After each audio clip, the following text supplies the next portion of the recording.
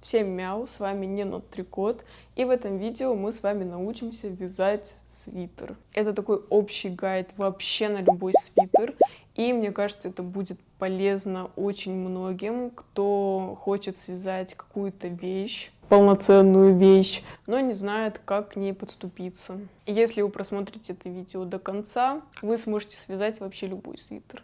Такой свитер по типу того, что вы увидели в самом начале, или, может быть, даже на обложке этого видео. Значит, он вас привлек, и вы хотите его повторить. Потому что в этом видео я вам расскажу от и до всю последовательность того, как вообще этот свитер вяжется. Давайте приступим. Самое первое, самое важное, что нам нужно сделать, это определиться с мотивом или с узором, что мы будем вязать. Если вы обратили внимание, то этот свитер связан полностью из квадратов. Если вы вообще самый-самый новичок и не знаете, что это за квадраты, это такие Granny Squares, бабушкины квадраты, и их вариаций очень и очень много. Если вы вообще не знаете, что это такое и никогда об этом не слышали, то у меня на канале есть супер-ультра-мега подробный гайд, как вязать самый, знаете, базовый бабушкин квадрат. Можете его глянуть. Так вы научитесь вязать бабушкин квадрат и понимать вообще принцип вязания таких квадратов. Если вы уже шарите в этой теме, вы уже смешарик, то смотрите, самое первое, мы должны определиться, какой квадрат вы хотите связать. Ну, то есть, какой узор должен быть на вашем свитере. Существует нереальное, просто огромное множество бабушкиных квадратов и их вариаций. Поэтому что мы делаем? Мы ищем то, что нравится нам. То есть я за индивидуальность и за самовыражение. Если вам приглянулся какой-то квадрат, то смело его вяжем. И я вам сейчас расскажу все тонкости. Какие бывают вообще квадраты. Квадраты бывают вообще самые-самые разные. Базового у меня сейчас под рукой нет, но вот, например, как в этом гайде, вот такой квадрат может быть, это самый простой. Бывают квадраты двуцветные. Например, вот это моя другая работа. Я для нее вяжу много разных квадратов. Вот такой можно найти бабушкин квадрат, вот такой трехцветный. То есть они самые-самые разные. Я вот для примера взяла вот эти вот два. Но мне захотелось изделие однотонное. Я выбрала определенный узор. Вы также ищете узор, который вы хотите связать. Очень много их в интернете, в Пинтересте, различных схем. На Ютубе, если вам что-то приглянулось, можете это связать. Мне же понравился вот такой мотив. Тоже очень прикольный. Я посчитала, что для однотонного какого-то изделия он будет не скучный, а такой, знаете, веселенький. Это самое первое, самое важное, что нам нужно сделать. Определиться с квадратом. Записали? Молодцы. Здесь же заключается самая, знаете, монотонная и успокаивающая часть этого проекта. Нужно просто вязать и вязать эти квадраты, чтобы они наполнились, чтобы нам этих квадратов хватило на целое изделие. После того, как мы определились с тем, что мы хотим видеть на себе, мы впираем пряжу. Это этап номер 2. Смотрите, здесь мне бы хотелось остановиться и рассказать немного подробнее про этот пункт.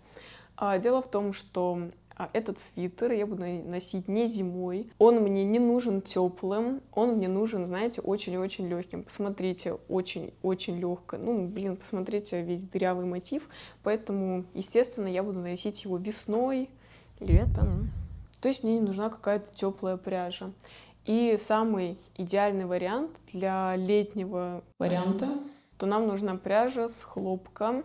И лично я искала, чтобы там был хлопок и какой-нибудь акрил, потому что так он не будет терять форму, и вообще, типа, хлопок не жаркий и т.д. Если вы вяжете свитер, вот типа таких квадратов, вот такой вы хотите плотный и теплый свитер, то вам нужно поискать что-нибудь, какую-нибудь теплую пряжу.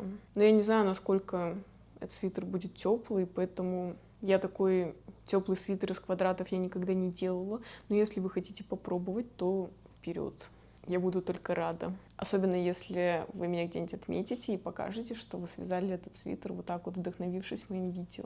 Ну ладно, если вы вяжете, как я, свитер на лето, то ищем хлопок и акрил. Мне кажется, это самый идеальный вариант. И лично я нашла вот такую пряжу. Это Alize Cotton Gold. Вот такая. В ней кажется, 55% хлопка и 45% акрила. Да. Короче, на мой взгляд, шикарная пряжа. Если у вас есть какая-то другая любимая пряжа хлопковая, то вяжите из нее. Почему бы нет, я за уникальность. Еще момент, что мы делаем? Смотрите, на каждой пряже, в каждом клубке написано, какой размер крючка и спиц подходит конкретно для этой пряжи. Я, например, никогда на это не смотрю. Знаете почему? Потому что, сейчас я найду, здесь написано, что этой пряже соответствует крючок 2-4 миллиметра. Капец. Я первый раз это увидела. Почему? Потому что я знаю, какое должно быть изделие, и я знаю, какой крючок для этого мне нужен. И лично вот этот мотив я вязала крючком 7 миллиметров. Почему? Потому что так мотив становится таким рыхлым. Посмотрите, он вот как платочек. Если бы я вязала этот квадрат крючком 2-4 миллиметра, то он был бы вот таким плотным. То есть, посмотрите, здесь нет никаких зазоров, вот только если я растяну, вот видите, немного зазоров появляются. Вот так мне не надо. Мне надо, чтобы, вот посмотрите, он такой, как будто картонный. И посмотрите вот этот. Вот этот он как платок. Мне нужен именно такой, чтобы он был вот как одежда, как ткань, как обычная ткань, короче.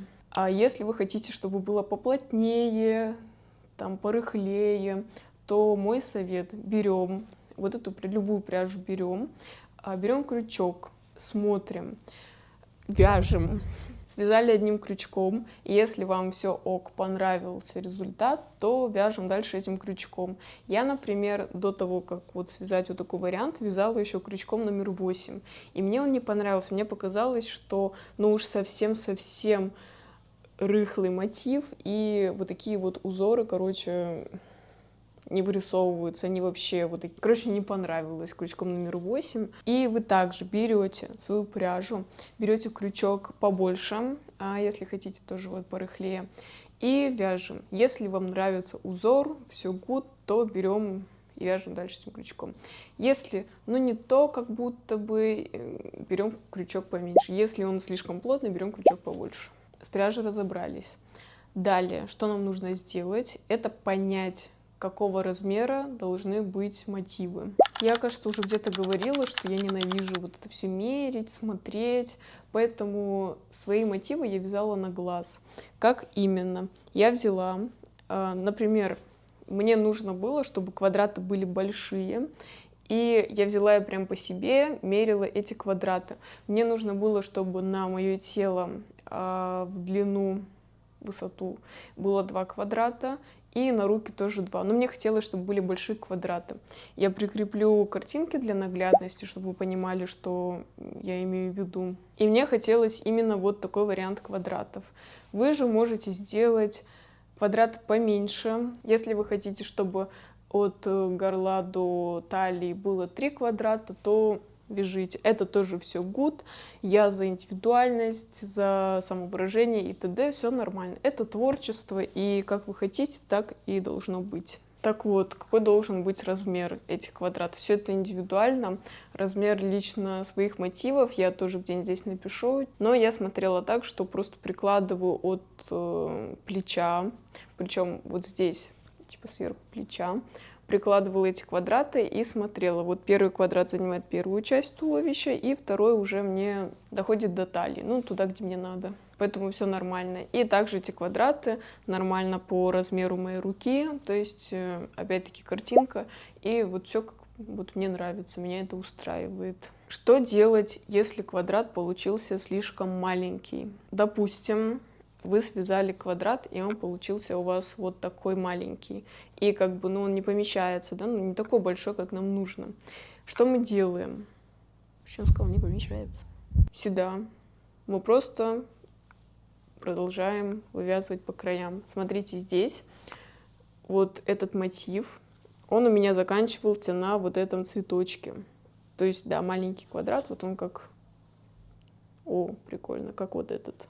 Вот так он заканчивался у меня. И смотрите, дальше я просто, чтобы его увеличить, я стала провязывать вот эти Короче, дальше его обвязываю. Вы обратите внимание, то последние вот эти рядочки, они одинаковые и довольно простые. Каждый раз, когда мы обвязываем квадрат, он во все стороны становится больше. Поэтому, если у вас получилось так, а вы хотите вот так, просто обвязываем его по кругу. Здесь 1, 2, 3, 4 ряда я обвязала. И ничего в этом такого нет. Видите, здесь я полностью в каждую петельку обвязывала, делала столбики. Здесь через одну. И вот такой своеобразный узорчик получился. Поэтому не волнуйтесь, если ваш квадратик получился маленьким. Просто его обвязываем. Если захотите, я могу даже отдельный гайд связать на квадраты. Но мне кажется, очень много времени это займет. Поэтому... Окей, теперь считаем, сколько всего квадратов нам надо. Мы уже определились, что мы вяжем, из чего. Теперь сколько нужно. Смотрите, у нас спинка, перед, животик наш и руки. То есть у нас должна быть одна сторона, вторая сторона. А на туловище у меня уходит 4 квадрата и на каждую руку по 2 квадрата. Это 8 квадратов только чтобы связать перед. И плюс еще 8, чтобы связать спинку. Получается, 16 квадратов мне надо связать. Если вы вяжете квадраты поменьше, у вас должно получиться количество большее. Поэтому отдельно считаем, сколько квадратов нам нужно. После того, как мы это все связали, мы раскладываем наши квадраты на поверхности. И смотрим, устраивает нас это или нет. Если все устраивает, мы приступаем к следующему этапу. Все эти квадраты нужно сшить между собой. Во-первых, как правильно разложить наши изделия. Вы, наверное, все положили лицом вверх, то представьте, что изделие уже готово, и по всем сторонам снаружи у него лицевая сторона. Так должно выглядеть готовое. Но чтобы его сшить между собой, нам нужно вывернуть его наизнанку. Поэтому мы все квадраты переворачиваем, чтобы они смотрели лицом к лицу. Так у нас будет изнаночная сторона. Так мы его вывернем наизнанку. И вот только когда все квадраты будут смотреть лицом в лицо друг к другу, мы их можем сшивать. Как мы их сшиваем? Тоже, если вы смогли связать вот такой квадрат, то вы 100% сможете их сшить, потому что я сшиваю, например, их обычными соединительными петлями. То есть я беру 2 квадрата, сейчас возьму 2 квадрата, прикладываю их лицом к лицу, и каждую, видите, соответствующую петельку мы просто соединительными петлями соединяем и просто связываем. Если вам такой способ не нравится и вы хотите сшивать все иглой, ниткой, то, пожалуйста, тут нет каких-то ограничений. Единственное, что хотелось бы отметить, это то, что я, например, сшиваю квадраты на крючок меньше, чем я вязала сами эти квадраты. Вот эти квадраты я вязала крючком номер 7, значит, сшивать я их буду крючком номер 6. Если вы их сшиваете иглой, тогда нужно не сильно затягивать. Нитка должна быть постоянно чуть расслабленная, потому что вот в местах, когда мы будем сшивать, оно будет вот так вот немного стягиваться. Это был, я уже сбилась со счета, это предпоследний этап, когда мы с вами сшиваем все эти кусочки. И смотрите, как мы определяем горловину. Лично я перед тем, как все эти кусочки между собой сшить, я их закрепляю специальными креплениями. И я пытаюсь надеть это изделие. То есть, чтобы вычислить свою горловину, горло, чтобы я смогла вообще пролезть в этот свитер, то я просто его надеваю.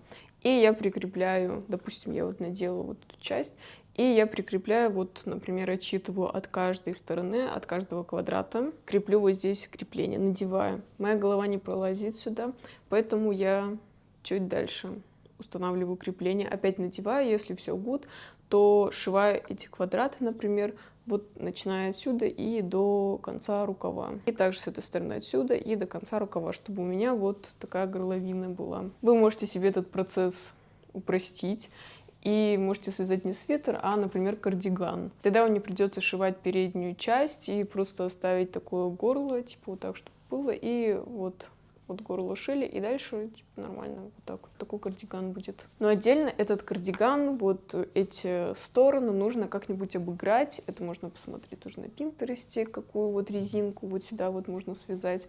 Но я, например, вязала на свитер резинку. В заключительном этапе мы должны связать резинку, потому что я ее буду крепить к горлу и к концу этого свитера. И еще на рукава. Я вас, конечно, огорчу, но это придется все сшивать руками. Я это не очень люблю, возиться с этой резинкой и ее сшивать, но по-другому я не придумала способ, как еще сделать резинку дурацкую. Но я вяжу резинку отдельно. Я вяжу целые такие круги, резинка, круг на горловину, резинка вот сюда на руку. То есть я смотрю, чтобы вот так вот прилегала, и в то же время, чтобы я могла свободно вытащить руку. Опять-таки смотрим, каким крючком вязать. То есть вяжем, например, тем же самым 7. Если резинка слишком рыхлая, берем 6. Там, если резинка слишком тугая, берем крючок побольше. Также смотрим и вяжем уже резинку. Все. Давайте быстрый гайд на резинку. Мы набираем количество петель, равное, не знаю, какой вы хотите, например, 7 петель. Но мы делаем еще одну дополнительную воздушную петлю, 8. Это я сделала 8 петлю, и в 7 вставляю крючок и вяжу обратно. Просто вяжу обратно 7 моих петель. Теперь, когда мы дошли обратно, нам нужно сделать еще одну воздушную петлю. Вот так, как это выглядит у вас на экране. Далее мы разворачиваемся, и смотрите, мы за заднюю вот эту ниточку продеваем наш крючок и вяжем. Теперь обратно мы вяжем только за заднюю ниточку. Все, вот как на видео, быстренько вяжем обратно. Вопросов быть не должно. Но когда мы доходим до 7 петли, мы провязываем сразу за 2 ниточки. Вот за 2. Провязываем 7 петлю и делаем плюс 1/8. Посмотрите, как это должно получиться. Я пока не сделала воздушную. И вот воздушная 8 петля. Теперь разворачиваемся и провязываем за заднюю. То есть каждый раз, когда мы идем обратно, мы провязываем за заднюю. Все круто. Это у нас 7 петля.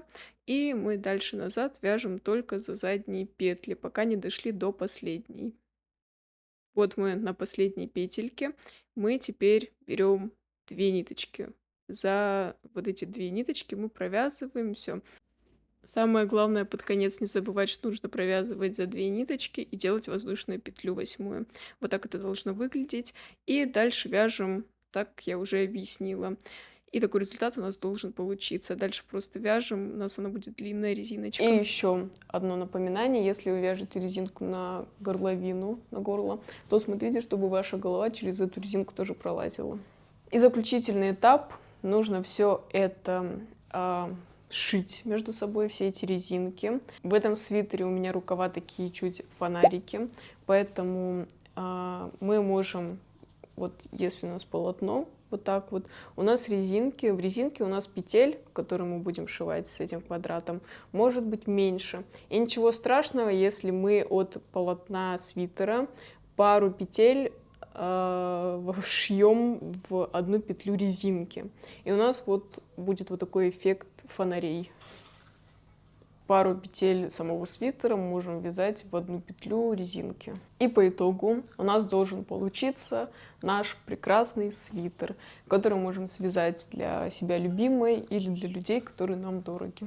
А если вам понравился мой гайд, то можете отблагодарить меня лайком и подпиской за все мои старания и все мои знания, с которыми я была рада поделиться с вами. Если что, вы можете обратиться, написать комментарии ко мне по любому вопросу, либо же, например, в другие соцсети, которые я оставлю в описании. Тоже приходите, пишите, я с радостью отвечу на любой ваш вопрос. Всем спасибо за просмотр, всем пока.